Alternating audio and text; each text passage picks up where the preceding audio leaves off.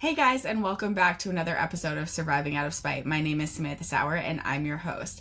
Today's podcast episode is the first episode of August, which is Gastroparesis Awareness Month. And we're really excited to share all things gastroparesis with you all month long. Today's guest in the studio is Andrew Belliveau, and I'm really excited to have him on.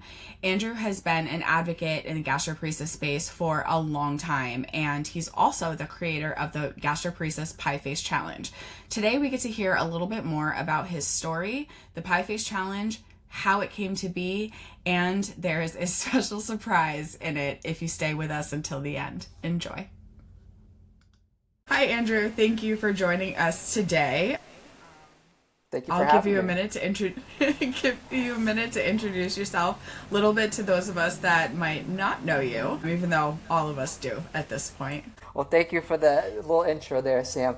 My name is Andrew Belliveau. I'm from Lynn, Massachusetts, and I'm a fellow gastroparesis patient and also the creator of the Gastroparesis Pie Face Challenge with, well, if you're in the gastroparesis community, and maybe you're not, if you're listening, maybe you've heard of it before. So I'm excited today to join you guys and talk about my story and the challenge and how it originated. And Awareness Month is just around the corner, so we'll get into it, I guess. Sound like a plan? Yeah, it does sound good. Like I said, when we hopped into this, I usually have some sort of a plan, but I didn't have one for this, and that's okay, because I think that gives us a more organic conversation, or puts me on more tangents. I guess we'll figure that out as we go. Definitely. But now I know you spoke at our virtual conference and gave a little bit of your story there because you were diagnosed more in childhood. Now, like myself, I was diagnosed as an adult, so I didn't have a lot of that same experience that you did. Do you want to share a little bit more for the second time about what it was like being diagnosed at a younger age? Sure, definitely. So my gastroparesis journey kind of starts in the summer of 2007 when I was about 9-10 years old. I had just gotten diagnosed with a condition called idiopathic intracranial hypertension, and basically what that is too much cerebrospinal fluid built up in the brain. Throughout that summer of 2007, I had really bad back pain to the point where I could not sit or stand. The only thing that made me feel better was lying down, and then I started to develop double vision, and it turns out it was papilledema, which is the optic nerve in your... Yeah, it's when your optic nerve kind of swells so much and it causes that double vision. So that's kind of where my journey starts. So I was treated for that in January of 2008. I got what they call a VP shunt, which is basically almost like a drainage. It's almost like a drainage pipe, more or less. Mm-hmm. It's implanted up in your head, and it kind of just goes down throughout the body, and all this fluid kind of goes out through waste. So luckily I was okay from January, and then I had to have a revision in February of 2008. And then I was totally fine living, like a normal 10-year-old, going to school, having fun. And then I started 6th grade. And about a few weeks into the school year, around October of 2008, I came down with what I thought was your, normal stomach bug. And turns out it wasn't. Surprise! Surprise. Things just got progressively worse, and no one could tell us what was happening. And I was kind of lucky because my mom is a nurse at a Boston hospital, and my dad also works in the medical field. So I was lucky enough that they had some, background knowledge on the medical, kind of field of things. It took about 4 months to get diagnosed. But in January of 2009, I got formally diagnosed with gastroparesis after undergoing the gastric emptying test. I think my digestion rate after 3 or 4 hours was somewhere in the teens, when it's not supposed to be in that range at all. So that was kind of the telltale sign that I had gastroparesis. For me, everyone kind of, gastroparesis affects everyone differently, and for me, my symptoms were constant nausea and vomiting frequently. I would say on a good day, I would vomit probably 10 to 15 times a day, and that would be on a good day. So it's crazy to think about that. For normal people, that's a good day, and we're like, yeah, that's a good day. It's mind-boggling when you really, really think about it. I was doing the math one day and Because Oh, God. I know it's crazy. In my worst 3-year span, I think it averaged out to about over 11,000 times in 3 years. So just to put that into context, it's insane. Man, for a while, my mom used to keep a running tab, right, of, different things that happened, whether it was really bad, other things that, we all know happens or doesn't happen, and we don't need to get the graphic details, or if it's, vomiting and how intense it was. I don't think we've ever gone back and checked to see how many times it was. I don't know that I would want to do that because... No, it was when you think about it, and it's just how can my body do that? Yeah. It's just it survived that. The strain that it puts on you, just it's unimaginable. And when I tell people that, they're they don't even know what to say. It's just one of those things that you can't comprehend, but it's real.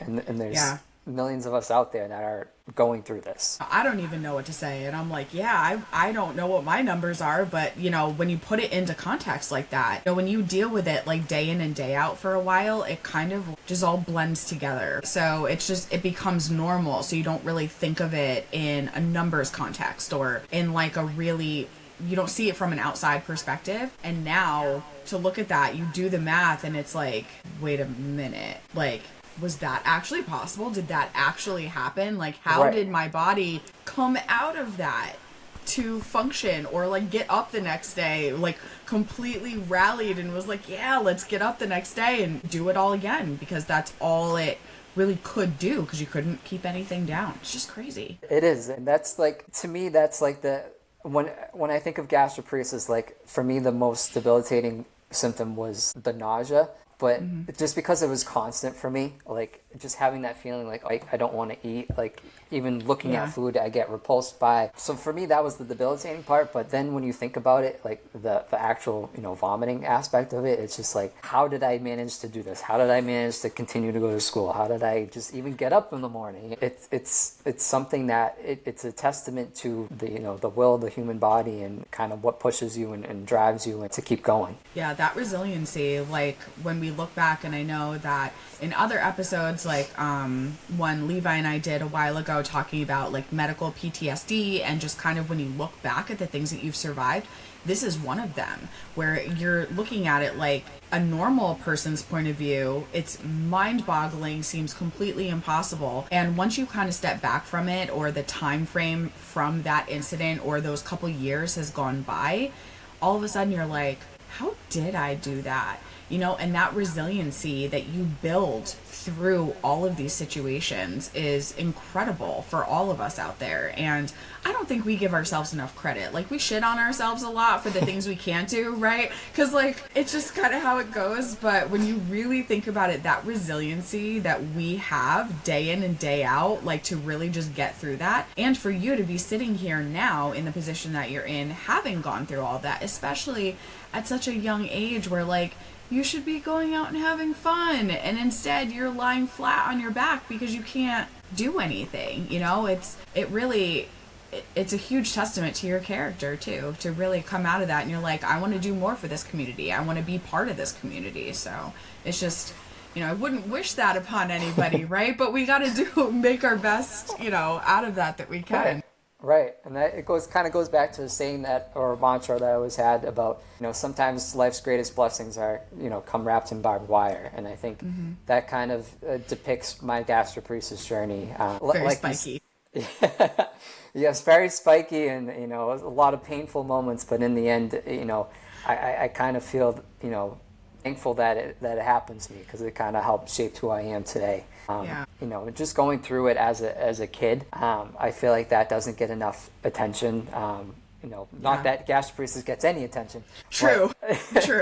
But especially the pediatric side of it, it's tough just to, I didn't know what was going on. I was only 10, 11, 12, 13, 14, 15, year old, just trying to, go through adolescence, have a normal upbringing, childhood. Going to school was a challenge. I could only last an hour a day at most. Crazy. It is, and I don't even know how I did it, but my family was a huge proponent in trying to, have my life continue on as much as it could. And that's kind of where I owe all my, resiliency is from them. But just like planning school, like it was crazy because we would map out like a week schedule. Like, okay, I'm going to go to this, science today because I have a test. And I'm going to go to English on Tuesday because there's going to be a test, on Friday. So just kind of mapping out and realizing what classes I need to hit was, juggling balls left and right and trying to figure out who can come pick me up, who can take me to school, who can drive me back after I get dismissed to, it's a lot. Go back for extra help. Yeah. How was the school? Maybe you don't remember, maybe you do, with helping you and your parents navigate that. Before I got, I'll say sick, like really diagnosed sick with anything, my junior year of high school, I was having like weird illnesses, like where I would throw up, which now, like looking back at it, I'm like, oh, things started like back kind of then a little bit. And when I was in college too and different things, but I missed a lot of school because I just was not feeling good. And, you get to a point where you have a certain amount of absences or a certain amount of credits that you need to do. So for you, obviously, with a diagnosable condition at this point, you can have a doctor's note, no one wants you projectile vomiting in class either. So it's kind of like they have to work around your needs, but at the same time, you have to still get your education. Do you have any like memory of what that was like and how they were helpful or maybe not so helpful in that situation? I would say education was kind of challenging, and you just put it so nicely. It was challenging and a little bit unsupportive, I would say, at least in my experience. Again, this was going back, a few years, but when I first got sick, I was in a public school, so I was placed on a 504 plan, which is essentially you can get like certain accommodations and modifications. And because I could only last like an hour a day, the district I was in, they supplied me with like a home tutor. So I went to class for as much as I could, then I would get dismissed, and then the tutor would come and kind of catch me up on things. So that was kind of like when I first started getting sick, before it got like really, really severe. And then the school that I happened to be at, was very old at the time.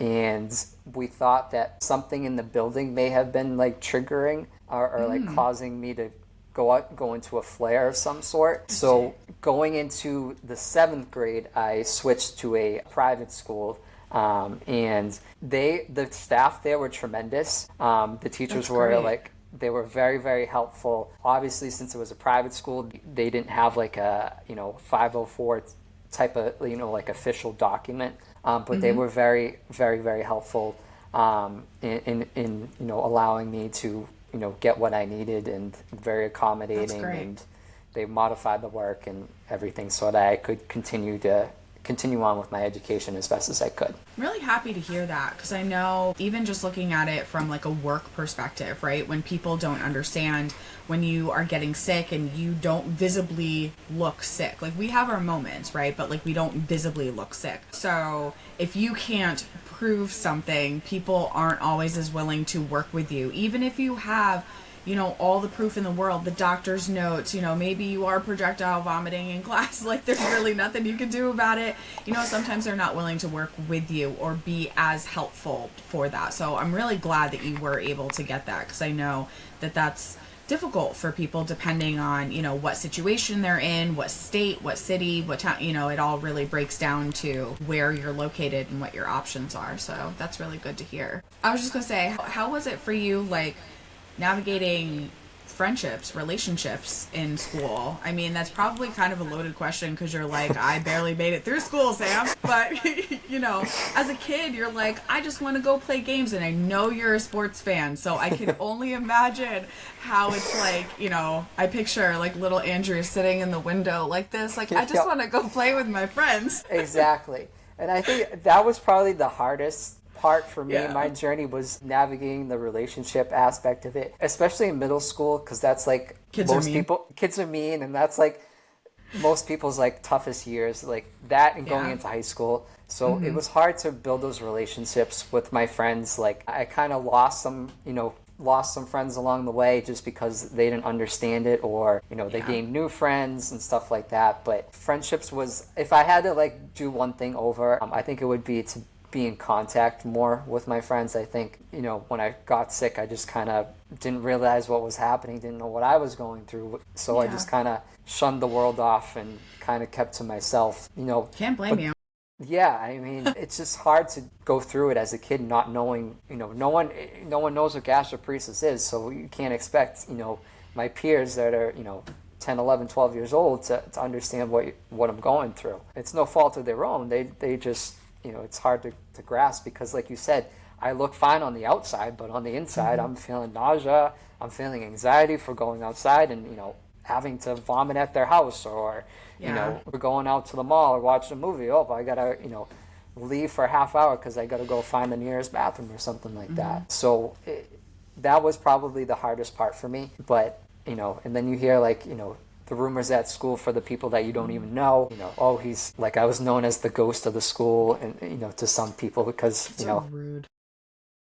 They are, because I would come in for an hour a day and then you wouldn't see me, and I would only come on certain days and stuff like that. So, just trying to navigate that was challenging, but, you learn who your true friends are and who your support system is. So, always be grateful for those friends that stuck by me. Yeah, I'm glad that you did, especially with your family too, and, having some support system, because even as adults, like, I still barely know how to navigate a lot of that stuff. So I can't really imagine what it would feel like as a kid to try to explain what's happening when you don't know what's happening. Like all of those things is just, even now, I think like people understand, when I've been around them for a long time, or I've been sick for long enough at this point that like I think people understand, and then I realize like no, they don't. Like they don't get it at all. And I just kind of like, I also don't really have shame anymore. Like if I have to go puke in like a bucket somewhere, like I'm gonna go puke in a bucket. But as a kid, that's highly like you don't want anyone to know like what's going on, because someone's gonna make fun of you. And I'm at this point, I'm like, make fun of me. Like I'm about to puke, like either move or get splashed. Like, there's that situation where you have that, or at least I have that mentality as an adult where I'm just like, I gotta do what I gotta do for me. So like, move. But as a kid, I think about that a lot. And you're right, pediatrics and conversations around, navigating chronic illness as a child, there's not a lot out there. And even like in the G-PACT community, we don't have a lot of kids. We have some parents that come in, to talk about their kids being diagnosed, and you try to support the parents, but kids are also really, they shouldn't be on social media, or they aren't on social media. So it's like, where are the supports for kids? So it's definitely something that even we can do better on, as we learn about more needs and things like that. And I know you've been very vocal in the community about, being that support for kids and talking about what you've been through. Right. And I think, back when I was sick, the only real popular social media was Facebook.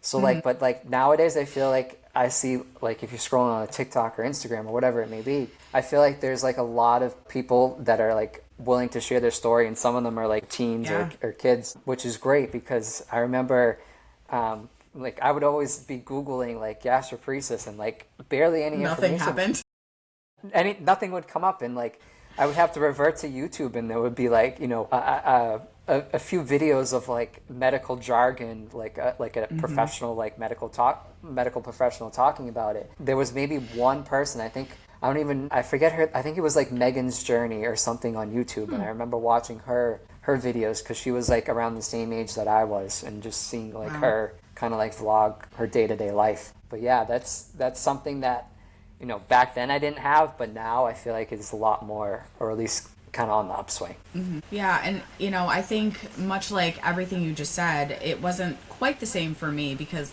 G-PACT was a thing when I got diagnosed, and social media was more of a thing at that point. But even then, like, the groups were smaller, and information, the connections between groups and organizations really weren't there to the same degree that they are now. And I think a lot of like what we're trying to do here, especially with the podcast, is like to say the hard thing, to have those conversations, to put those vulnerable moments or just that information out there from not a medical professional, not someone who's just going to throw a bunch of jargon at you, like to actually understand. So if you're looking for something and you're like, I just want to find content or something somewhere that I can relate to, that's what we've been trying to do here. And, even with all the stuff that you shared, especially with the Pie Face Challenge, which I feel like that's a good segue. I'm going to ask you about that. To make things more, like, I don't necessarily want to say accessible, but like more out there. We're so vulnerable in these spaces, and I think the more that we are vulnerable, the more somebody else out there, if you come across this content, you feel less alone than like, if we only do that for one person, then I did my job. Like that's I just want to do that for somebody else because that's what I had done for me from some people. So it's like, it's my way of being able to give back to the community. So. Definitely. So, Pie Face Challenge. You want to tell us where that originated from? Sure. I'd be happy to. So, it actually started in July of 2016. I was just scrolling through Twitter, or X, I think now they call it. Whatever it was. I was just scrolling and I came across a tweet, and I believe it was either a senator from either Washington or Wisconsin, I can't remember what state, that said that August is Gastroparesis Awareness Month. And I was like, whoa, this is the first time that I've ever seen like gastroparesis mentioned anywhere. So I kind of wanted to do something to celebrate that. Like, I had no idea that August was, August and gastroparesis went together. I had like zero clue on anything gastroparesis, that was out there. So this was in 2016, which was a few years after the Ice Bucket Challenge was big. And I'm from Lynn, Mass, and the Ice Bucket Challenge originated in Beverly, Mass, which is about 2 cities over from me. I didn't know that. Yep. Cool. So I got to see kind of firsthand what the challenge did for ALS, and was kind of hoping that it could do the same for gastroparesis. So I had just gotten the Hasbro game Pie Face for Christmas that year, and I loved it. It was just fun to play and like watch people's reactions get pied in the face. So I was like, that would be kind of a cool idea. It's something that everyone could do. It doesn't matter if you're old or young. It makes people laugh, and it's also kind of symbolic of gastroparesis because the rules of the challenge are you can't, after you smash a pie in your face, everyone's first instinct is, to lick up the, remaining whipped cream. But as kind of the symbolism of gastroparesis, I ask people not to because, it kind of symbolizes the feeling of we want to eat, but we can't. Yeah. So I put those two ideas together, and I, went outside and I said, Mom, can you, film me smashing a pie in my face? She's like, okay, all right, we'll go with it. So we went outside, filmed the video, and I posted it to my social media page. I thought, I challenged like 20 of my friends and family, and, thought they were going to do it instantly, and we were going to go viral, and it was going to be great. And nothing. Days turned into weeks turned into months, and absolutely nothing. I made a Facebook page for it. I didn't know how to do anything graphic design or anything. So I literally if you look on our Facebook page, the first profile picture is a hand drawn, I had it all set up and everything, and nothing was happening. So then I went back to college. It was my freshman year.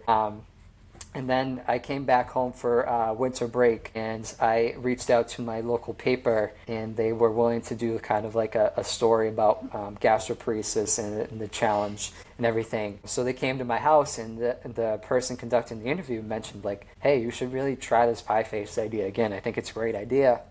You should try reaching out to some local celebrities, see if they can help you get it off the ground. So I was like, yeah, that'd be really cool. And this person knew that I loved baseball, so she's like, oh, you should try reaching out to the Red Sox. So I was like, all right, I'll give it a try. So I sent a tweet out to a few Red Sox players, and David Price, who was a pitcher for the Red Sox at the time, responded a few days before Christmas, and he's like, yeah, man, I'll do it. Just send me a video. And I remember being up in my room when I was playing video games, and And I saw the notification pop up on my phone. I remember running down the stairs, like almost like falling. I was like running so fast. I was like, Mom, David Price responded. He says he's going to do the challenge. And she's like, oh, that's great. It's funny. It's kind of a funny story. There's a local newscaster, or he was at the time in Boston. His name was Randy Price. So my mom thought that it was like the newscaster. Oh. Randy Price. She was like, I was like, no, Mom, it's David Price of the Red Sox. She's like, oh. So we went upstairs, and I have like a little green monster in my bedroom. So we filmed it in front of the green monster, and I remember being so nervous. I was like shaking, filming the video to him. So anyways, I did the video, and a few days later, he participated in the challenge and then passed it on to several of his teammates at the time. And then that was kind of got the ball rolling, and ever since then the challenge has kind of taken on a life of its own. You've had quite a few sports celebrities, smashing pies. I know before, like, we got to know each other, work together at all, like, remember sitting there, I'm like, who is this kid and how did he do that? Like, seeing like Gronk, smashing pie in his face, all this stuff, I'm like, yeah, that's so cool. It's this small idea blossomed into this thing that's happened and gone on for years. Like, there's been thousands of people that have participated. Like, even throughout the year, we do get a lot during August, but throughout the year, and more celebrities, which is just, that's freaking cool. Really freaking cool. It never in my wildest dreams that I think it would be what it is today. And just to see some of the the athletes that have participated in being such a sports fan, and how that's helped me kind of cope throughout my journey is, seeing these guys just even take a second out of their day to do something, not only for me, but for gastroparesis is, something that you can't express in words to how much it means to me. Yeah, no, it's so cool to see things like that, and to see people just, like you said, they don't really realize what impact that has, especially just from the sense of like, they have a following, they have people that watch them. So same thing, that you feel really like, this is so awesome that this person wants to do this thing, like, because I asked them to, right? And then other people are like, hey, I saw that person do this thing, so I'm gonna do it too. And it just like snowballs in all the right ways into this thing that just, it's really symbolic in so many ways, and not just in the, you can't have the food that's, smashed all over your face symbolic, but just with, again, going back to resiliency and not giving up. Like, this was something like, this would be really cool. Like, I want to try it. And it didn't work the first time, but you didn't give up on it. And it's turned into this really big thing. And we've raised money for G-PACT, and awareness has gotten out there. You've, gotten your name and gastroparesis out into the world, where people were paying attention and not just like reading it and like, oh, what's something that can happen, or what's just a random diagnosis. It's actual people talking about something, like with the news stories and everything that have come out. So it's just really such an awesome thing that you've done. It really is. Thank you. I appreciate it. Like to call out celebrities this month. Do you want to, or do you have a celebrity in mind for this month that we're going to start calling out to come help us and smash some pies in their face? Definitely. I would like to call out Mookie Betts of the Los Angeles Dodgers to take on the GP Pie Face Challenge. I know in the beginning of the season, he came down with a mystery illness that caused him to lose a lot of weight, and it was something with the gastric system. So it sounded very similar to gastroparesis. So I'm hoping that, kind of his experience going through that, he can relate to us in some form, and hopefully help us to raise awareness by doing so. Yeah, so Mookie Betts, we're calling you out. We'll be tagging you in this, calling you out. Mookie.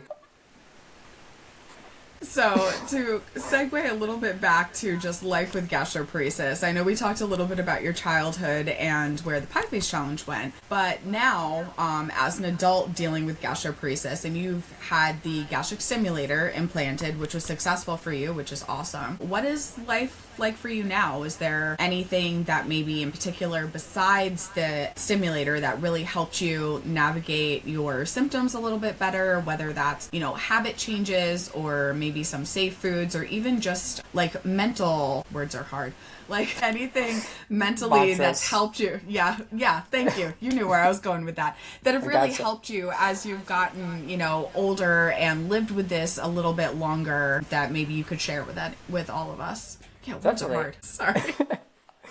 Ever since I got the stimulator in 2012, my symptoms have been like under control. Like I've only thrown up maybe a handful of times since then. I know for most people, the stimulator runs about the battery life on the stimulator runs every like 6 to 8 years. I'm on the lower end of the setting, so mine's like a little bit higher, maybe like on the 7-8 year span. But honestly, it's the stimulator's giving me my life back. It's amazing. I'm able to eat without restrictions, able to really eat normally, do anything. Don't have to really worry about what I'm eating, what I'm not eating. You know, just able to function and live a typically normal life. And I think kind of what has, you know, kind of kept me going throughout this whole thing is just having a positive outlook on things. I'm a big believer in that, you know, everything happens for a reason.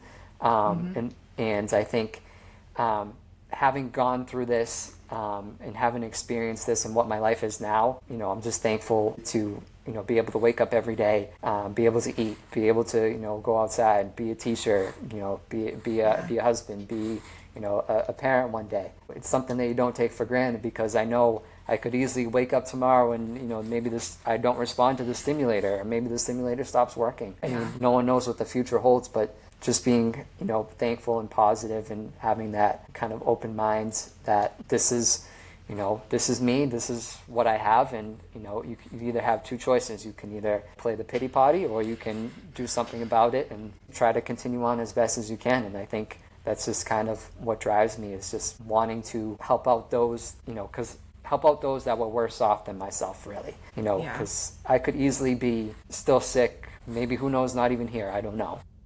Yeah. It's just no one knows. Yeah, I feel a lot of that myself, and I think about, like, I didn't hate like the person I was before I got sick, but like I know that my experience since all of these chronic illnesses and, you know, what gastroparesis, like tipping things over, you know, for me, and being on TPN and tube feeds and going through all of these things, like I remember those days so well that, like, you know, now every bite of food that I am able to take, everything that I do get, like, there's never not a moment of complete gratitude. And I know that, much like you, my situation, I had the G-PACT done and mine was very successful. I can't eat without restriction. I don't know if some of that's like, I don't like to push my limits because I know what happens when I go outside them, right? So I still live in that safe space a little bit, and I know, like, trying food afterwards, when you had to like test that out, was terrifying. It probably was for you too, but it was terrifying. So, you know, in that space, I'm like, every time I get a food, maybe it's a new food, or I can go out somewhere and be like, even if it's not perfect, I'll be able to try something, and it gave me a piece of my life back. You know, I don't take a moment of that for granted. And as much as I would never, like, wish what I went through on anybody, and as much as I also wish I didn't have to go through it, my choices in how I handled that, or didn't handle it, really, were what made me into who I am today. And I feel good about the person that I am today. And I don't think that I would have that same mentality or that same feeling if I hadn't gone through everything. You know, it really does make you take everything and say, like, I'm just so grateful for this, because I know what this could turn into. I know that tomorrow, you know, for all of us, tomorrow is not promised, but for us that really experience something where the reality of tomorrow really might not be promised, you know, even if it's just you have a bad day, you're like, is this a bad day, or is this a downfall, you know, ready to happen? And we have to live with that constantly. So it kind of gives you a moment of constant YOLO, like you only live once, right? Like, you know, I feel like I'm aging myself with that one now. But, you know, it's like it really gives you that. You're like, this might be all that I have, so what am I going to do with it? And getting to know you and all that you've done over the years and everything that you've done with your life, like, post-diagnosis and post like those really, really bad years, you've done so much good with it and put everything, like your heart into everything and just trying to be good, show good, and do good. And, you know, I really hope you're proud of yourself, because you really should be, for everything that you've done, and I know that you will continue to do. So, sorry, it's mushy, but it's true. It's true. Thank you. No, I appreciate it. It's just like, I think back to like, you know, I just felt helpless, you know, as a kid having this. You just don't know what to do, and to be able to, you know, do something about it now, that's something that I'll forever be happy that I can do, because I know I could easily, you know, still be sick to this day. Yeah. So, you ready? You wanna go get some supplies and we'll come back? All right. All right. I got my plate and I got my can. No, I've got Cool Whip. There you go. Or Great Value whip topping, but mine's Stop and Shop brand, so that's okay. I was so glad I didn't eat all of this. I was like, I need this for tomorrow. Flop it right in the middle. I'm gonna have to take my glasses off for this one. Towels on standby. I know, like I got it here. So, all right. So, in honor of Awareness Month and Andrew being here with us and the Pie Face Challenge, I'm gonna put my hair back. Gets messy. We are going to do the Pie Face Challenge. I think I probably told you this, but the last time I actually did the Pie Face Challenge was with Carissa. So I haven't done it since then. We did, I think we were at the DDNC in DC, and we're sitting there and we're like, oh, why not? Let's just do it. So it was one of those things where I'll never forget it. I did it, and I'm like, yay, and then she does it, and she just, got a little bit on her nose, and everyone's like, come on, Carissa, and I think someone came up and was like, boom, right in the face. So this is, it's been a while, so I'm gonna take my glasses off here, and, Go bigger pie challenge. You ready? You ready? 3, 2, 1, go. Oh, yeah.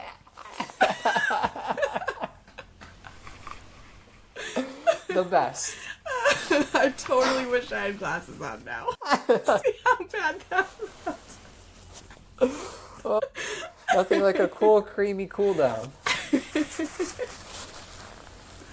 Man, the urge to lick my lips though, but gotta follow the rules. Hard. Gotta follow the rules. Believe me, you want to.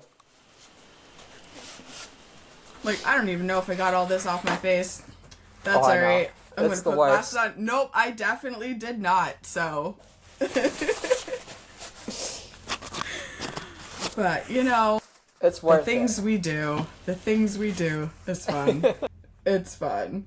But as we are wiping all of this off of our faces, do you want to talk a little bit about the Dash and Smash too? Since sure. That will be, I know we're filming this a little early, but I think almost got it all.